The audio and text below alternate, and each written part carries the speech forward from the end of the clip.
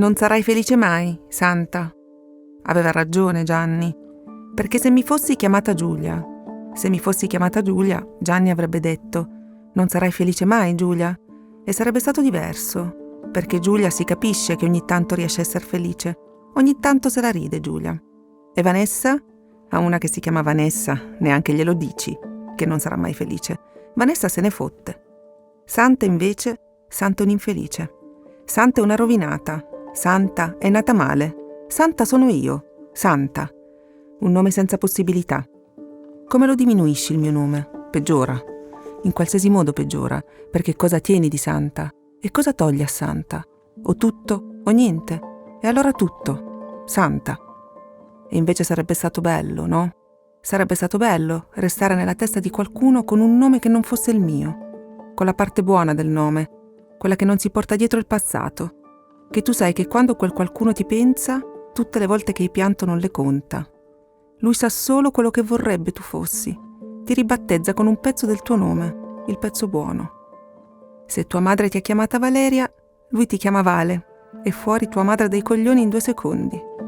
Ecco, quella cosa lì, con me, nessuno. Nessuno fa fuori mia madre in 2 secondi.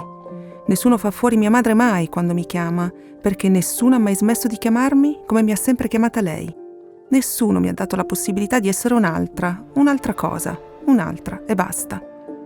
Un nome senza possibilità, un nome che resta uguale per tutti, un nome che chiunque mi chiami, anche quando mi chiamo io. Il mio nome ha la voce di mia madre.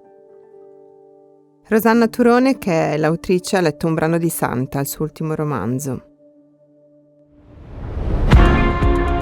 Sono Silvia Lucini e questo è Voce ai Libri, un podcast prodotto da Cora Media in collaborazione con Intesa San Paolo On Air.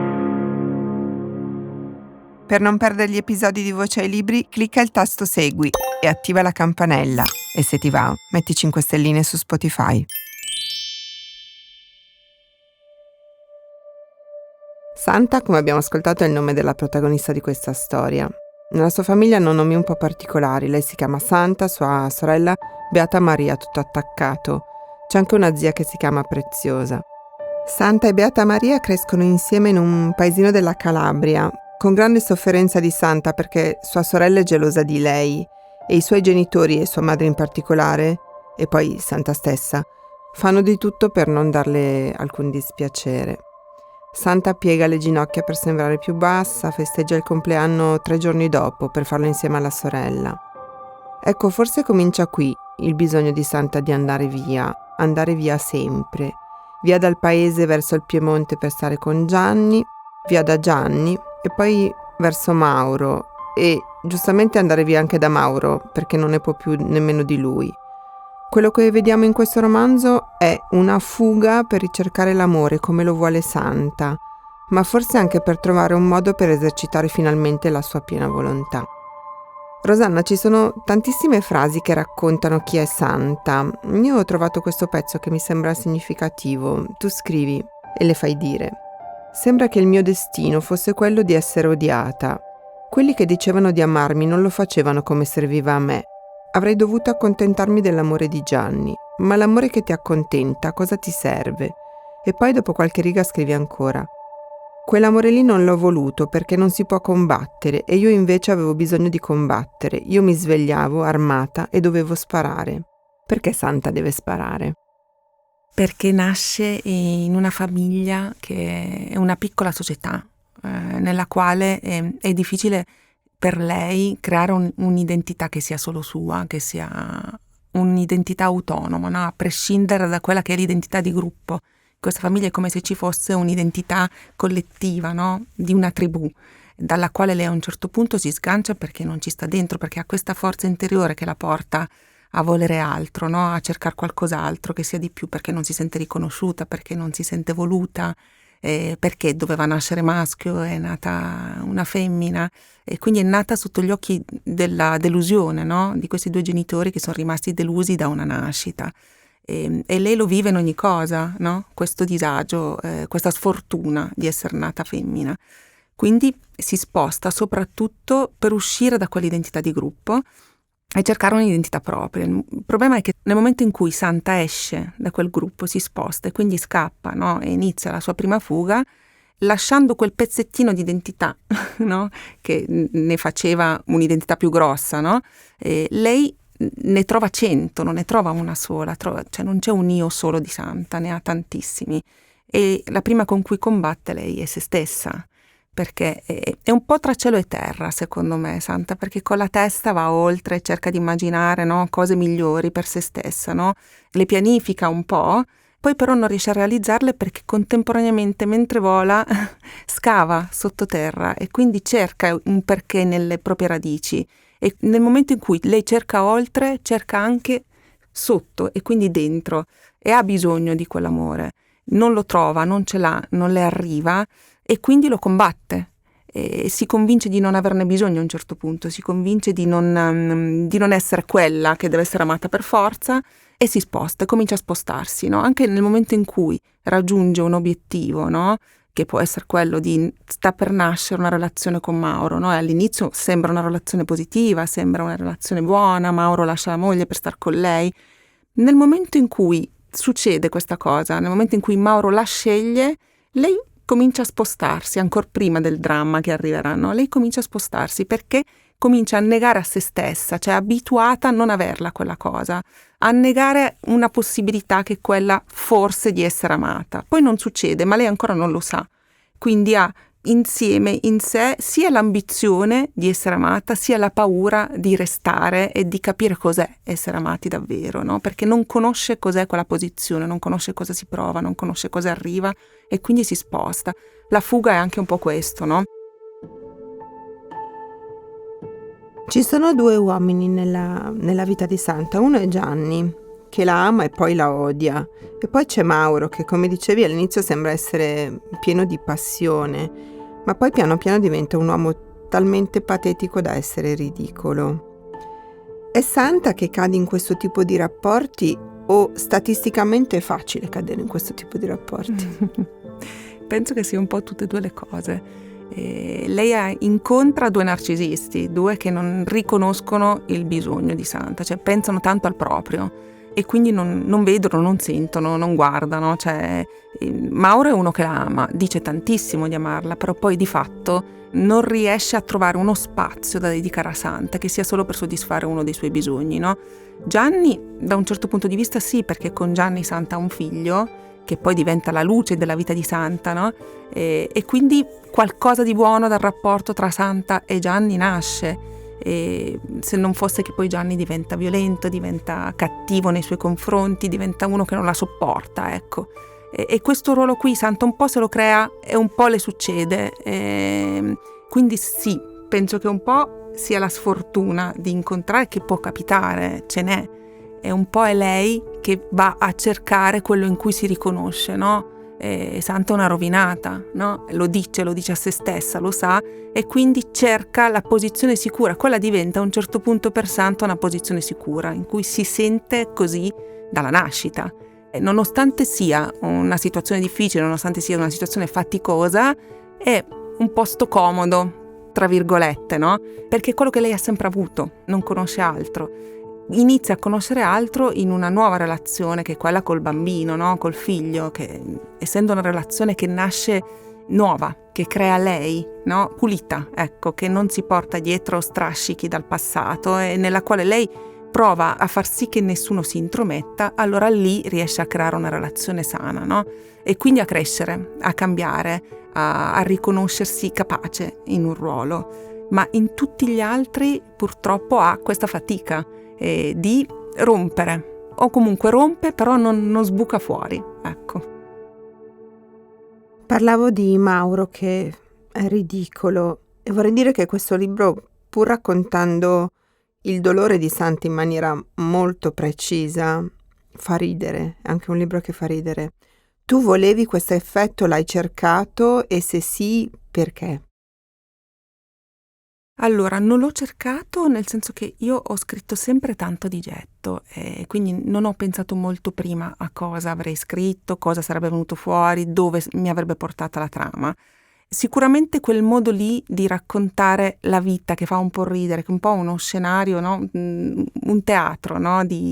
di personaggi, mi ha fatto molto comodo perché ho riso anch'io scrivendolo e ho pianto anch'io scrivendolo. E nel momento in cui lo mettevo giù proprio quelle parole, mi rendevo conto che era una tragedia un po' più facile da raccontare. Perché secondo me in generale nella vita, anche nelle situazioni più difficili, no?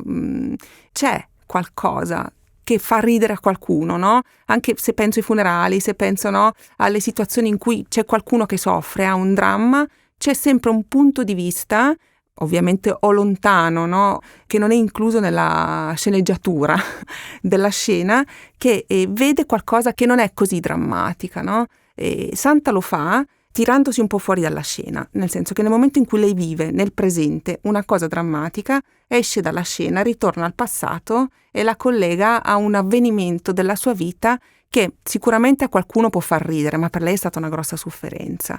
E mi ha fatto sicuramente sì, molto comodo e mi ha aiutato a portare avanti a volte qualche dramma in maniera un po' più leggera, ecco, con uno spirito un po' più non troppo con i piedi per terra, ecco. Ne avevo bisogno io e mi sono accorta facendo la scuola che ho fatto. Io ho frequentato la scuola Karenin, quindi questo è un romanzo che è nato leggendo, è nato ad alta voce, perché noi in questa scuola leggevamo tanto ad alta voce, noi i pezzi che scrivevamo. Il romanzo è nato, cioè io lo scrivevo a casa, immaginavo di leggerlo davanti a questo pubblico di scrittori e lettori e mi aspettavo un risultato immediato, che questo tipo di scrittura ha avuto, perché sentivo ridere mentre leggevo, sentivo qualcuno che si commuoveva e quindi l'ho trovato funzionale fin da subito, dal primo capitolo.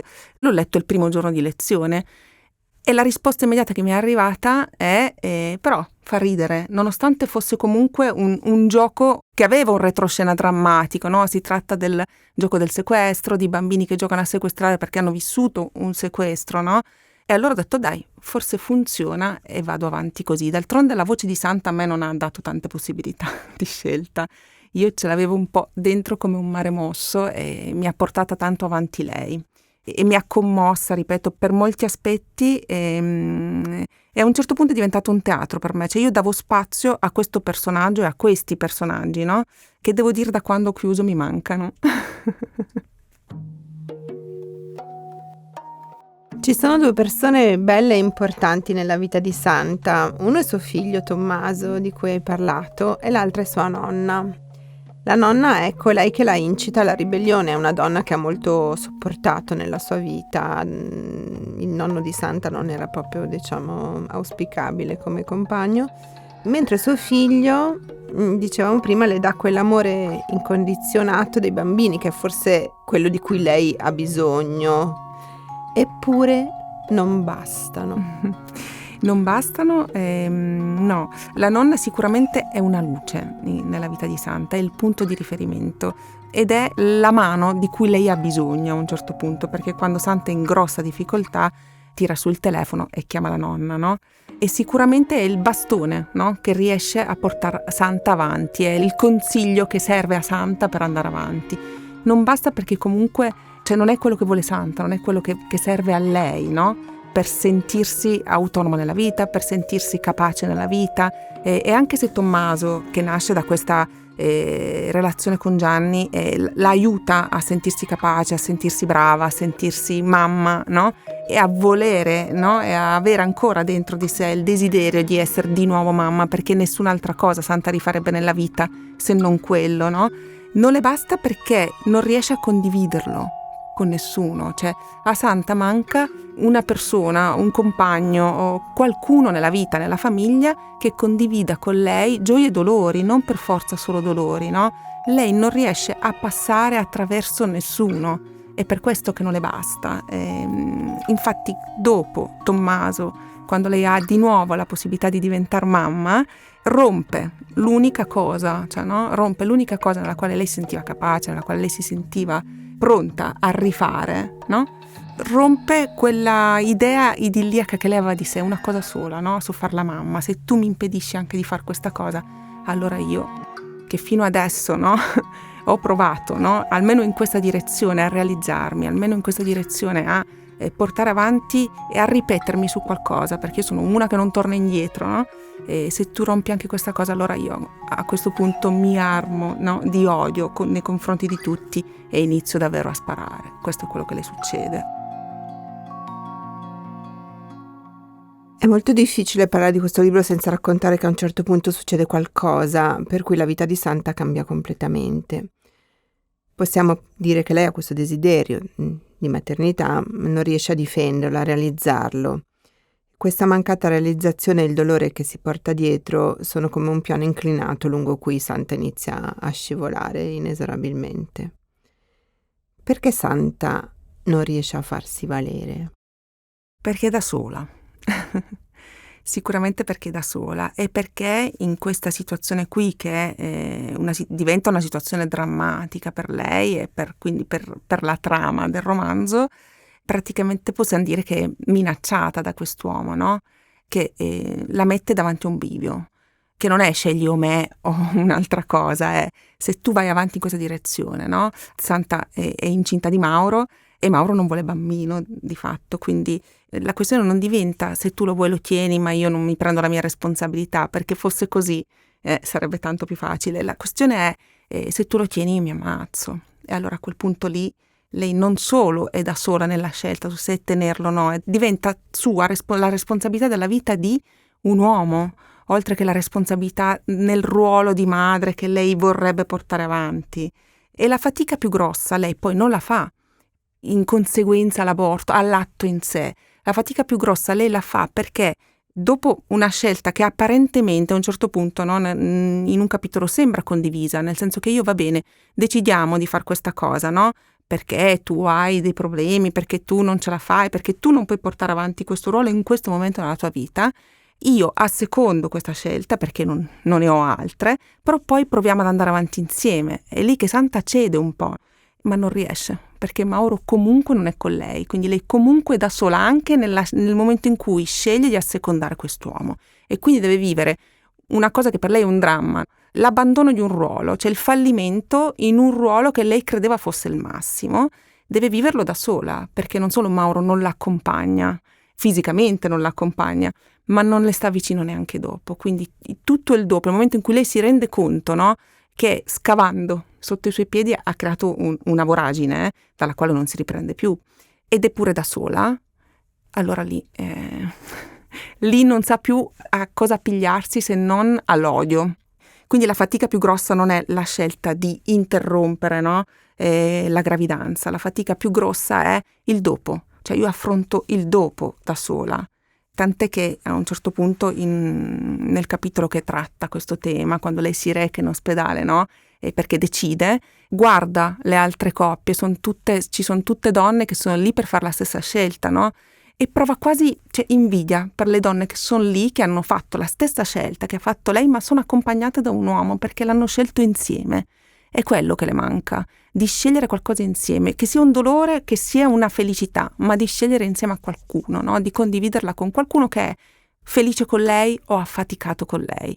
Le manca quel pezzo che è un pezzo grosso, non è poco. Alla fine del libro, verso la fine, c'è un dialogo tra Santa e Beata Maria e lì scopriamo che le cose forse non sono state così terribili come Santa le ha vissute. Forse c'era dell'amore che valeva la pena di vedere e coltivare. Per me quello, da lettrice, è un punto di dispiacere, perché avrei quasi preferito che Santa avesse ragione. Sì, quello è un nodo, forse è uno dei pochi punti in cui ho avuto dei dubbi. Ho detto, la apro questa porta al lettore, e quindi anche a me che lo sto scrivendo, e quindi anche a Santa, oppure no. E poi ho deciso di aprirla, perché secondo me nella vita tutti ce l'abbiamo un po', cioè a tutti capita questa cosa, no? Di essere convinti fino alla fine, no? E portare avanti un'intenzione sulla base di sensazioni, sulla base di esperienze che abbiamo vissuto, che non ce le cambia nessuno, no? Chiunque può venire a dirci guarda che non è vero. Dopo una vita fatta e vissuta nella convinzione che poi è reale, non è che è sbagliata, la convinzione di Santa di non essere voluta, di non riuscire a condividere, è reale, però sicuramente c'è sempre un punto di vista che può aprire delle prospettive e può far capire a tutti che guarda che forse qui ti sbagli, no? Guardala un po' da questo punto di vista qui. era quello che volevo creare, cioè no? Un punto di luce che non fosse sempre il suo, perché nel romanzo il punto di vista è sempre quello di Santa, no? E parla tanto lei, le parla tanto a se stessa, e parla agli altri, dice tutto, non risparmia niente, no? Diventa anche una voce un po' cattiva in alcuni momenti, soprattutto con se stessa. Mi serviva di aprire, di accendere una lampadina in un'altra stanza, anche solo per far sì che qualcuno si mettesse nei panni anche di qualcun altro, no? All'interno di questa trama. E Beata Maria, che fino alla fine io l'ho odiata, io che la scrivevo, Santa la odiava, no? Anch'io, che ho sperato per tutto il tempo in cui ho scritto il romanzo che il lettore fosse dalla parte di Santa, ho detto ma secondo me qualcuno che sta dalla parte di Beata Maria ci deve essere, no? Perché alla fine era bambina Santa, era bambina anche Beata Maria. L'errore più grosso non è stato, almeno finché sono state piccole, della sorella. L'errore più grosso è della famiglia, no? Che non riesce a bilanciare questo affetto, che non riesce a suddividerlo. Lo mette tutto su una sorella, su una figlia. E allora mi piaceva l'idea di accendere un po' questo personaggio e darle la possibilità di rifarsi, senza togliere niente a Santa. Nel senso, è proprio un altro punto di vista, è proprio un altro angolo della scena. Nel libro c'è del sesso. Sì. A cosa ti è servito mettere questa dimensione erotica nella storia? L'ho messo perché esiste, è realistico, cioè la scena è molto realistica, cioè, e poi capita, secondo me, a tutti di non riuscire a stare in relazione con un uomo, cioè di non trovarsi bene, no? A tante donne io credo sia successo, di non amare l'uomo che hanno davanti, ma di riuscire ad avere un'intesa fisica, no? Comunque, e portarla avanti. E a Santa succede. Santa, che praticamente odia a un certo punto Mauro, non lo sopporta, riesce comunque ad avere un rapporto sessuale con lui che è appagante, non è poco, perché c'è comunque una lotta tra testa e corpo, no? In Santa c'è questo corpo che ha una direzione e la testa che ne ha un'altra. E il corpo in qualche modo mi sembrava anche un po' utile per ammorbidire il personaggio, perché non può essere che nella vita tutto vada male, non può essere che nella vita niente ti piaccia, no? Non può, è troppo, sarebbe diventato troppo. Almeno in questa cosa qui, che è una cosa molto fisica, è vero, però che capita nella vita. Sarebbe stato più surreale creare un personaggio che non si trova bene con nessuno e in niente, no? Invece lei, almeno in questa cosa qui, ha uno sfogo, ha un piacere. L'ho messo proprio con questa prospettiva di far riconoscere anche a qualche donna quell'aspetto lì, perché poi lei diventa, secondo me, non è più una donna sola, cioè diventa più donne, no? E quindi quella che riesce a sentirsi appagata dalla relazione fisica con un uomo, quella che invece non ce la fa perché si porta dietro dal passato tutte queste fatiche che ha vissuto in famiglia, quella che invece come madre è fantastica e vorrebbe essere madre di nuovo, quella che non riesce a essere madre di nuovo, cioè diventa tante donne in una. Io stessa, scrivendola, mi sono ritrovata in tante cose, no? Succede, la donna che si realizza, che fa tutto bene, che riesce in tutto nella vita, io la trovo meno interessante dal punto di vista letterario. Quella che invece a volte ce la fa, a volte non ce la fa, ci prova, poi torna indietro, poi cambia idea, a volte riesce, no? È più realistica, esiste. Meno interessante dal punto di vista letterario e anche reale, diciamo. Il libro ha un andamento, possiamo dire, circolare, e questo finale è molto forte, di cui prego di non dire nulla. No. Ti chiedo soltanto, l'hai sempre saputo che sarebbe finito così? No. Come tutte le altre cose, anche il finale è arrivato di getto e a me è piaciuto tantissimo il momento in cui è arrivato. Poi anche questa circolarità, no? Mi ci ha portato Santa, cioè mi ha proprio portato lì. Cioè, ho dato a tutti i personaggi un'altra possibilità, perché dopo aver scritto quel finale ne ho scritti altri, perché volevo valutare, no? Altre possibilità, altri scenari, altri finali. Non funzionavano, almeno per me, come questo. Ed era tra l'altro l'unica cosa che ha fatto tirare un sospiro di sollievo a me, questo finale qui. A me che lo scrivevo, e secondo me anche al personaggio. Cioè Santa aveva bisogno di respirare a un certo punto, ha avuto delle fatiche, no? Gli attacchi di panico. L'unico sospiro di sollievo per me e per quella voce che io sentivo, che era lei, è arrivato sul finale. Quindi questa cosa mi ha anche portato a pensare che fosse la scelta giusta. Abbiamo dato voce a Santa di Rosanna Turone, NN Edizioni.